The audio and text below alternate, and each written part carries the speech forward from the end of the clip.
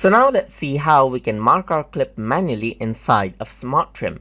So to do that, I'm going to go around and click on this cut button right here, and I am in the quick view as you can see right here. So I'm going to go around under Smart Trim, and here you can see that this is what you have.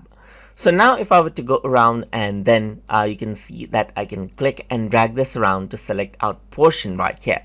Apart from that, I can go around and click on mark manually right here.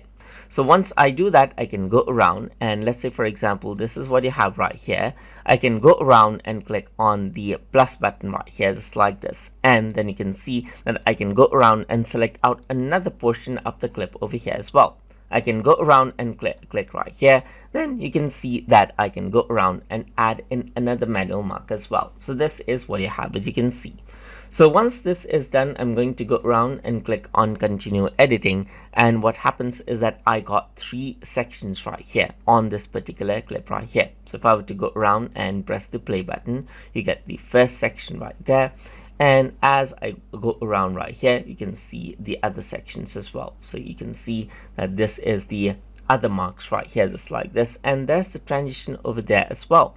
So if I were to go around over here onto Smart Trim, these are the 3 sections. So I'm just going to go around over here on this right here and this as well. And if I were to go around and press the play button right here, so let's just go around onto the beginning, press the play button, then you can see that this is here just like this.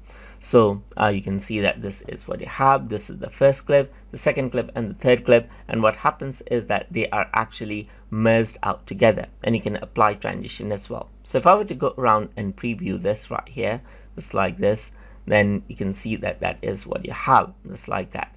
So now you can also go around and disable out the transition, and that does not apply the transition in between these clips. So if I were to go around and click on continue editing right here, so now you can see that this is what you have. There is no transition or whatsoever applied to it right there.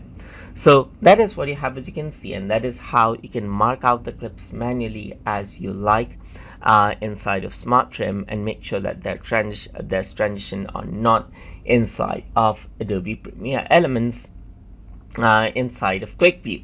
So I hope you guys learned something as always, and as always please like, comment, share and subscribe.